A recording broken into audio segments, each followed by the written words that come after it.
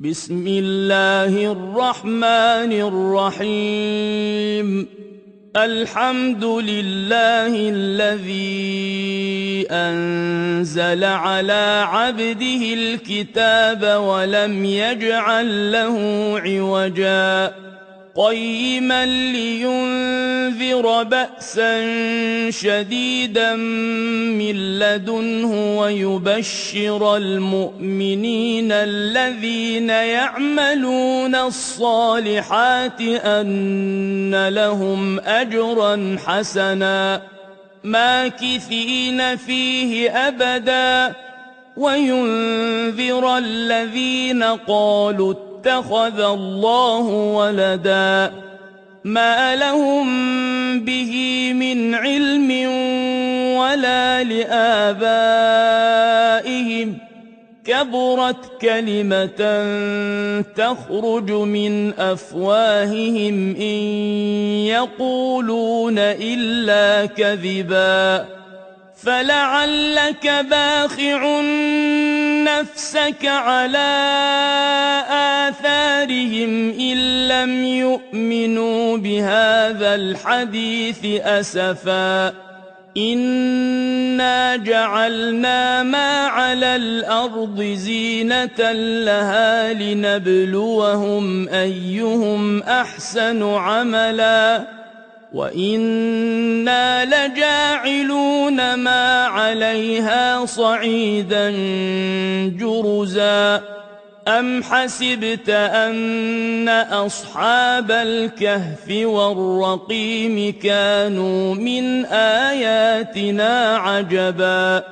إذ أوى الفتية إلى الكهف فقالوا ربنا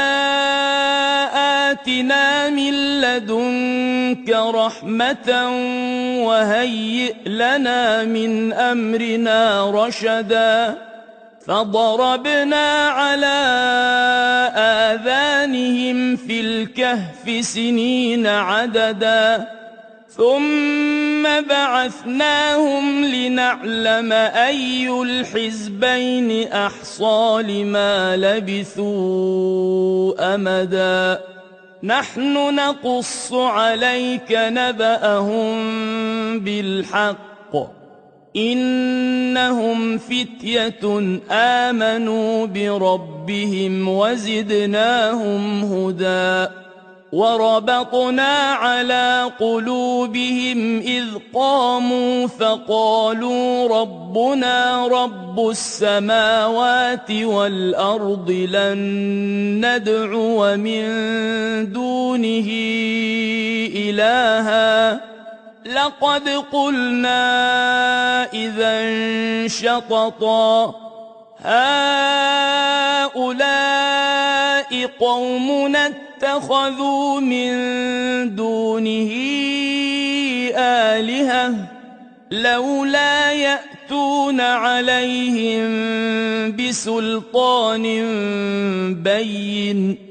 فمن أظلم ممن افترى على الله كذبا وإذ اعتزلتموهم وما يعبدون إلا الله فأووا إلى الكهف ينشر لكم ربكم من رحمته ويهيئ لكم من أمركم مرفقا وترى الشمس إذا طلعت تزاور عن كهفهم ذات اليمين وإذا غربت تقرضهم ذات الشمال وهم في فجوة منه ذلك من آيات الله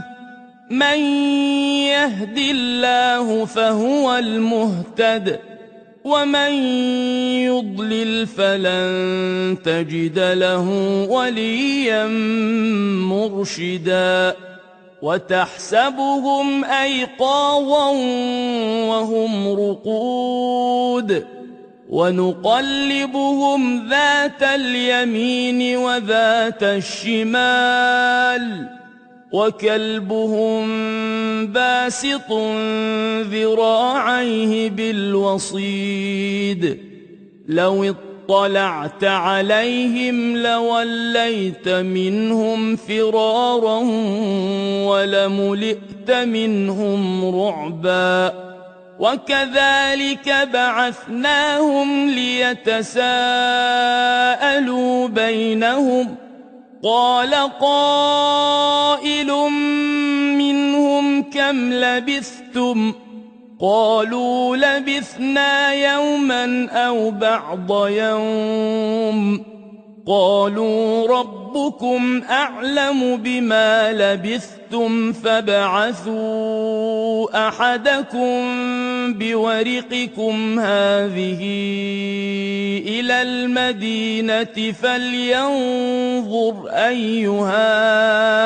أزكى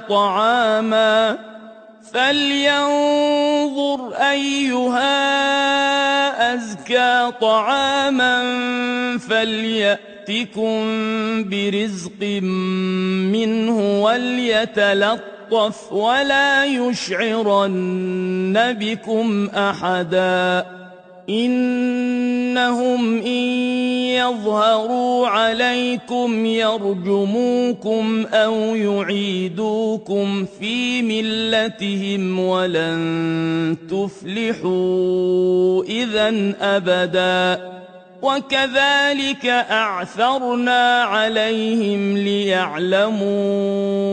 أن وعد الله حق وأن الساعة لا ريب فيها إذ يتنازعون بينهم أمرهم فقالوا ابنوا عليهم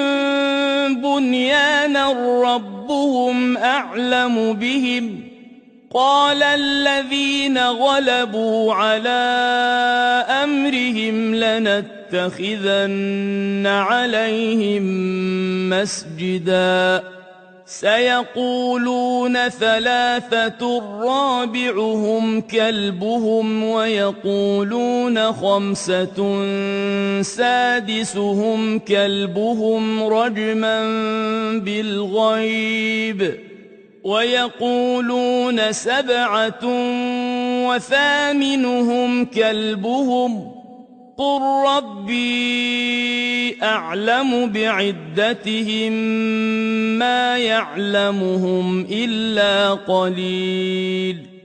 فلا تمار فيهم إلا مراء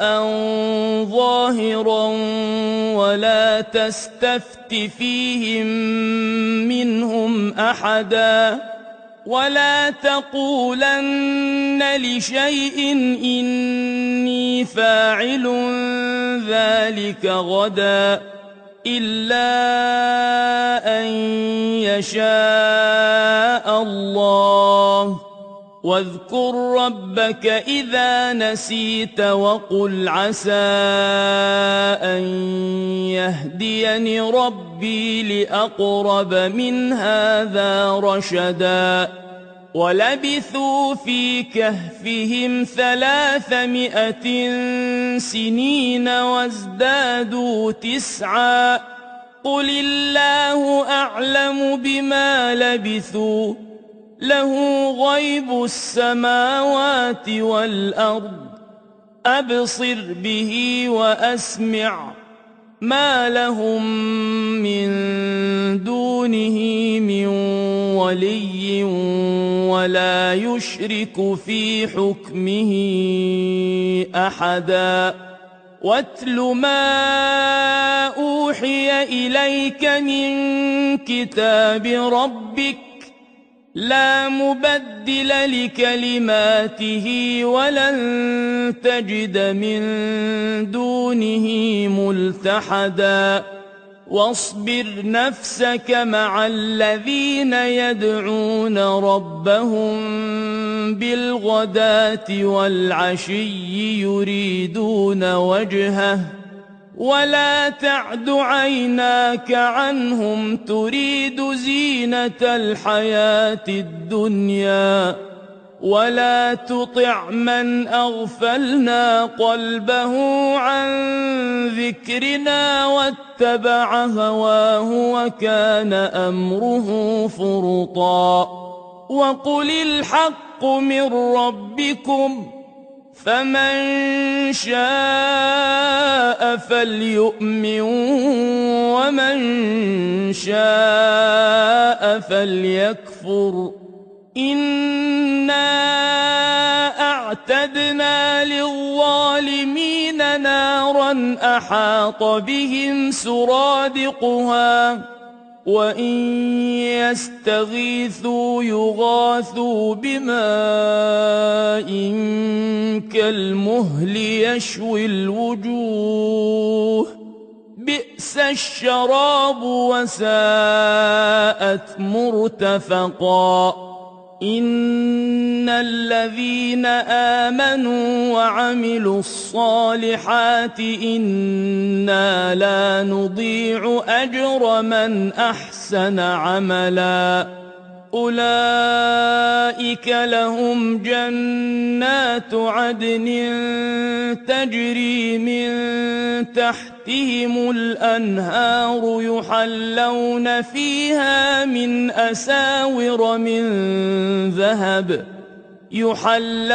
فيها من أساور من ذهب ويلبسون ثيابا خضرا من سندس واستبرق متكئين فيها على الأرائك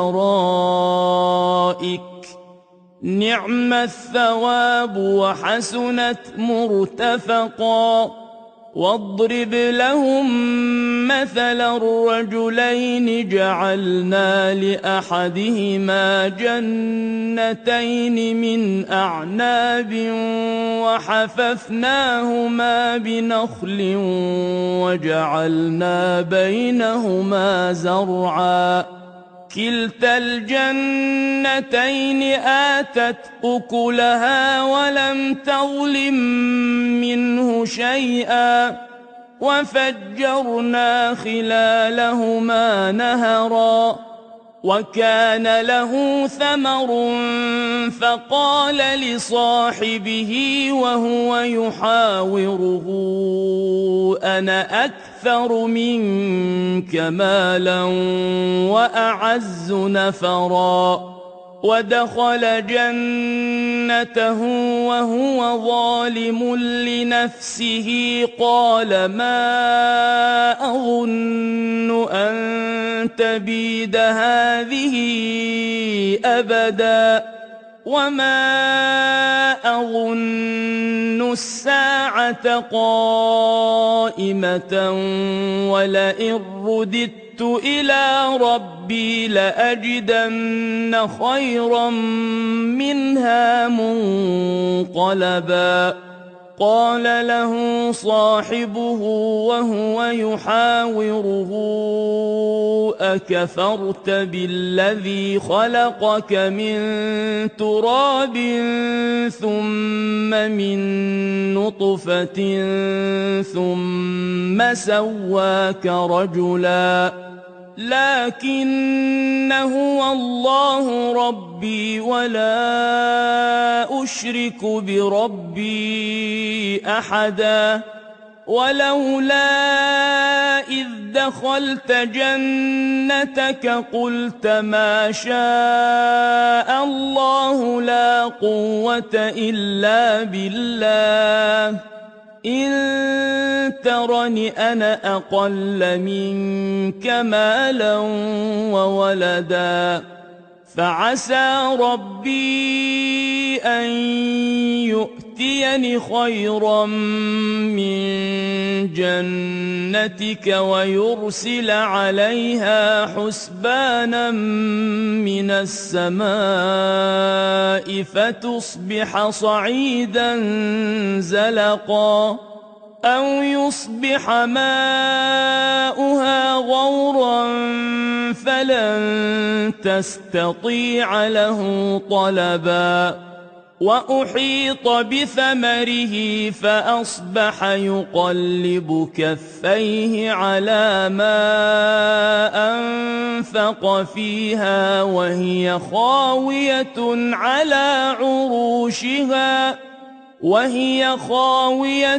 على عروشها ويقول يا ليتني لم أشرك بربي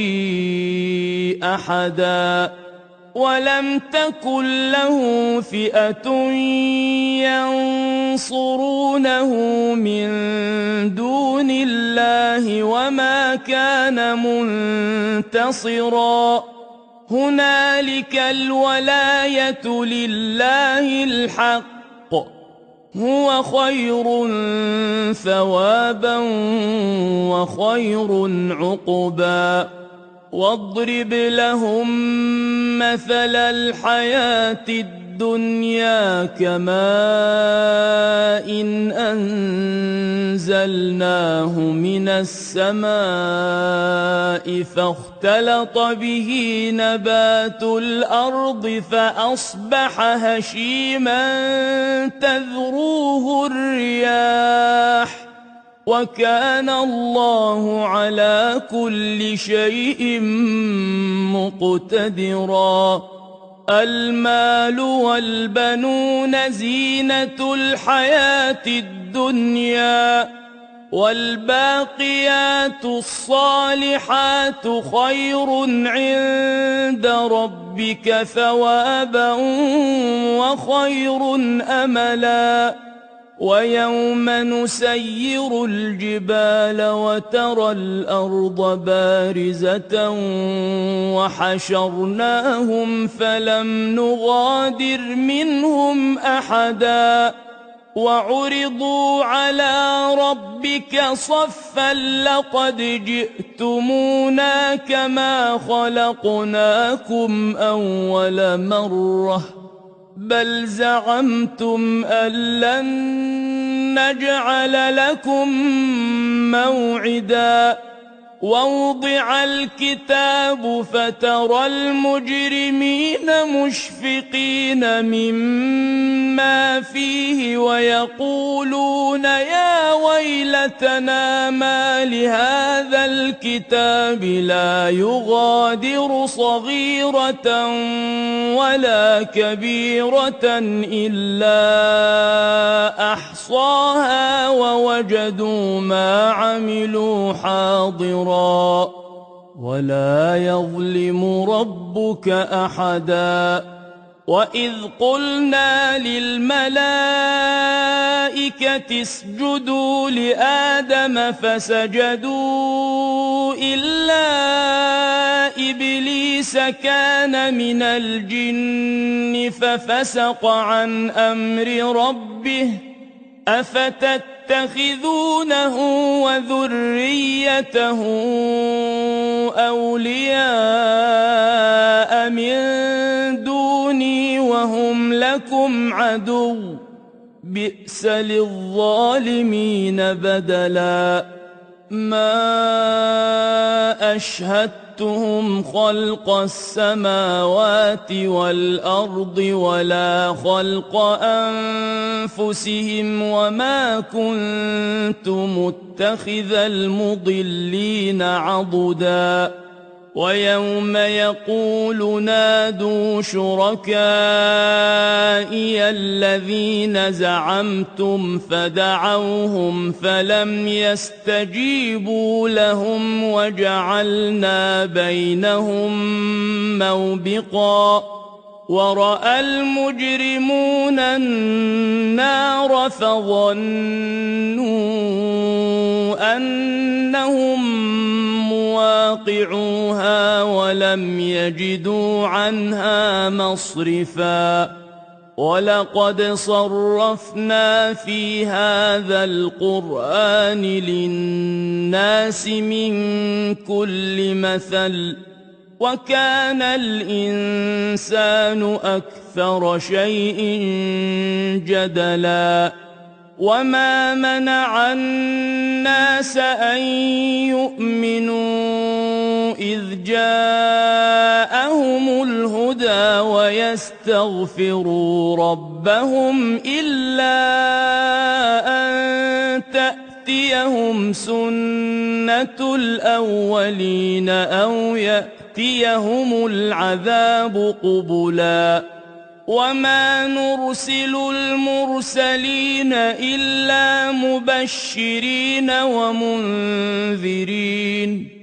ويجادل الذين كفروا بالباطل ليدحضوا به الحق واتخذوا آياتي وما أنذروا هزوا ومن أظلم ممن ذكر بآيات ربه فأعرض عنها ونسي ما قدمت يداه إنا جعلنا على قلوبهم أكنة أن يفقهوه وفي آذانهم وقرا وإن تدعهم إلى الهدى فلن يهتدوا إذا أبدا وربك الغفور ذو الرحمة لو يؤاخذهم بما كسبوا لعجل لهم العذاب بل لهم موعد لن يجدوا من دونه موئلا وتلك القرى أهلكناهم لما ظلموا وجعلنا لمهلكهم موعدا وإذ قال موسى لفتاه لا أبرح حتى أبلغ مجمع البحرين أو أمضي حقبا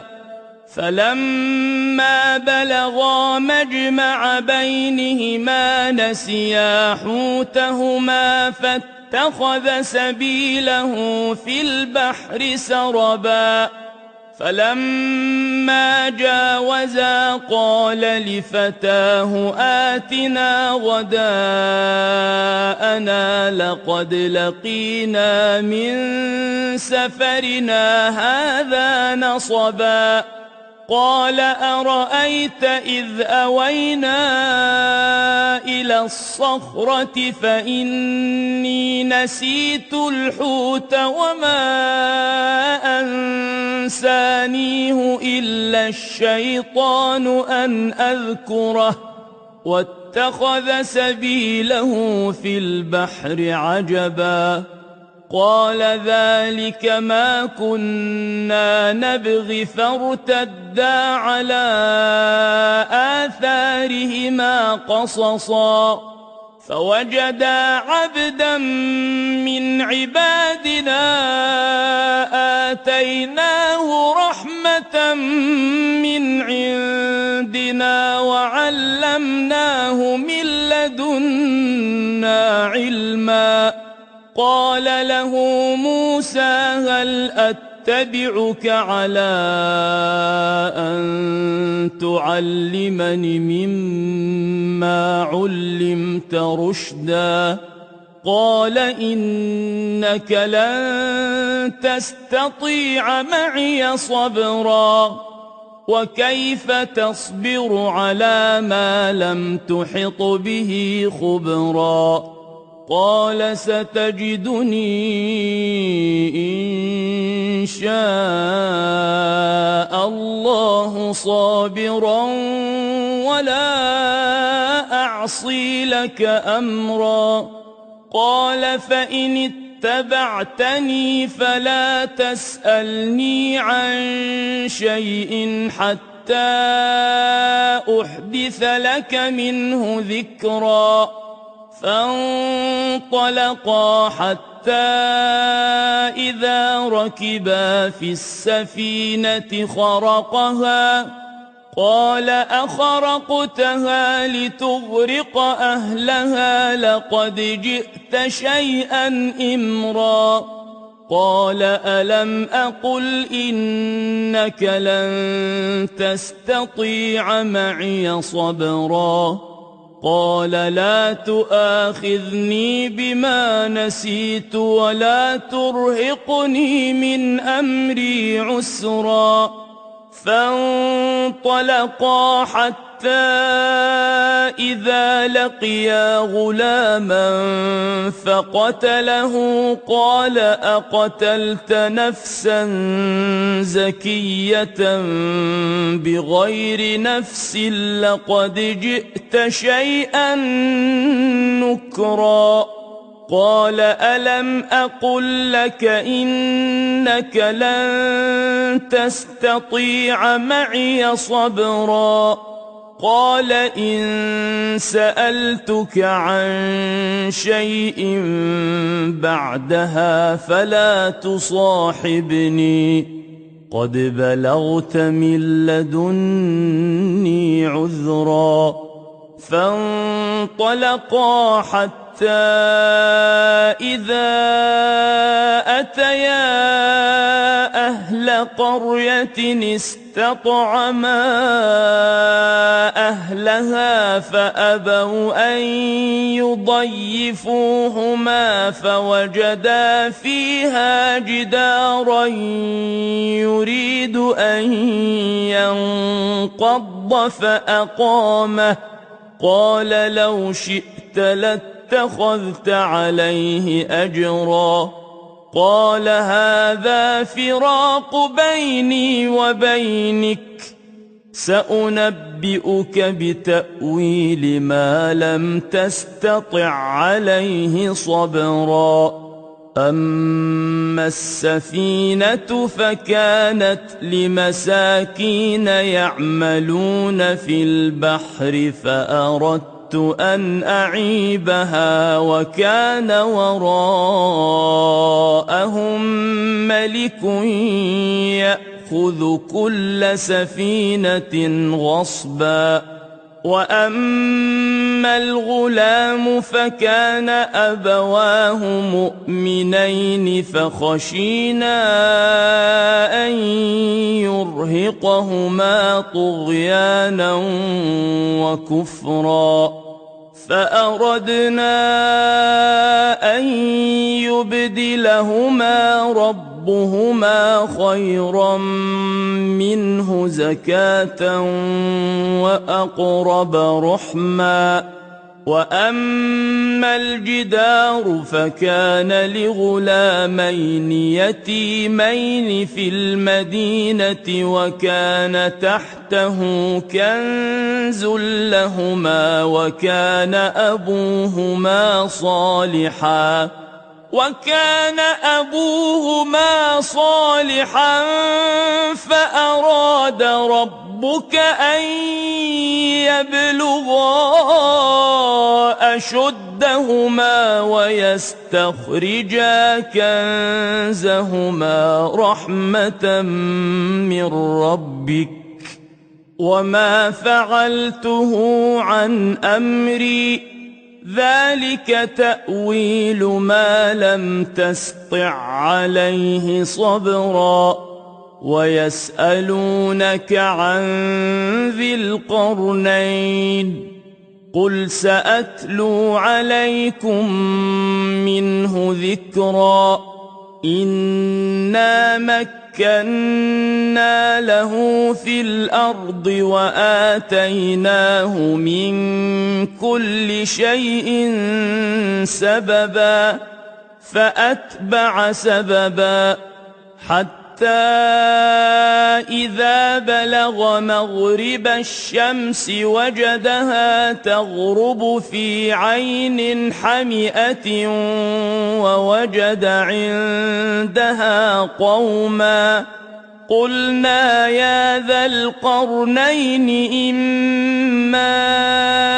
أن تعذب وإما أن تتخذ فيهم حسنا قال أما من ظلم فسوف نعذبه ثم يرد إلى ربه فيعذبه عذابا نكرا وأما من آمن وعمل صالحا فله جزاء الحسنى وسنقول له من أمرنا يسرا ثم أتبع سببا حتى إذا بلغ مطلع الشمس وجدها تطلع على قوم لم نجعل لهم من دونها سترا كذلك وقد أحطنا بما لديه خبرا ثم أتبع سببا حتى إذا بلغ بين السدين وجد من دونهما قوما لا يكادون يفقهون قولا قالوا يا ذا القرنين إن يأجوج ومأجوج مفسدون في الأرض فهل نجعل لك خرجا على أن تجعل بيننا وبينهم سدا قال ما مكني فيه ربي خير فأعينوني بقوة أجعل بينكم وبينهم ردما آتوني زبر الحديد حتى إذا ساوى بين الصدفين قال انفخوا حتى إذا جعله نارا قال آتوني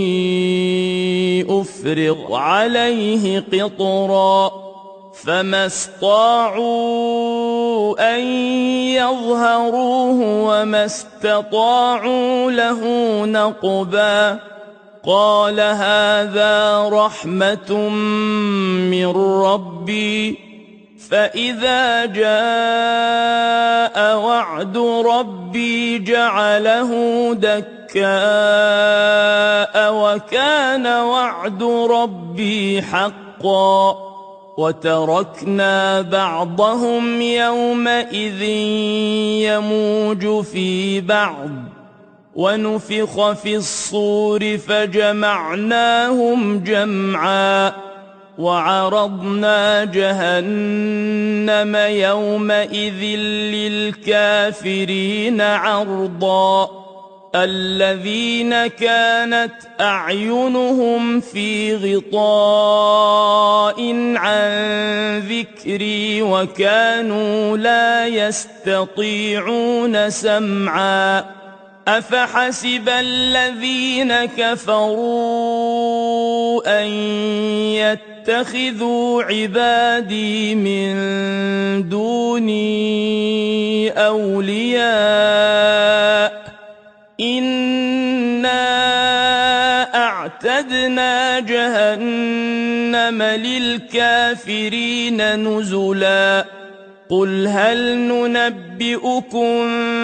بالأخسرين أعمالا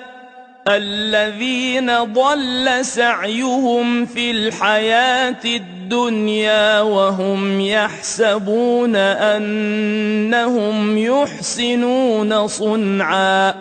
أولئك الذين كفروا بآيات ربهم ولقائه فحبطت أعمالهم فلا نقيم لهم يوم القيامة وزنا ذلك جزاؤهم جهنم بما كفروا واتخذوا آياتي ورسلي هزوا إن الذين آمنوا وعملوا الصالحات كانت لهم جنات الفردوس نزلا خالدين فيها لا يبغون عنها حولا قل لو كان البحر مدادا لكلمات ربي لنفد البحر قبل أن تنفد كلمات ربي ولو جئنا بمثله مددا قل إنما أنا بشر مثلكم يوحى إلي أنما إلهكم إله واحد فمن كان يرجو لقاء ربه فليعمل عملا صالحا ولا يشرك بعبادة ربه أحدا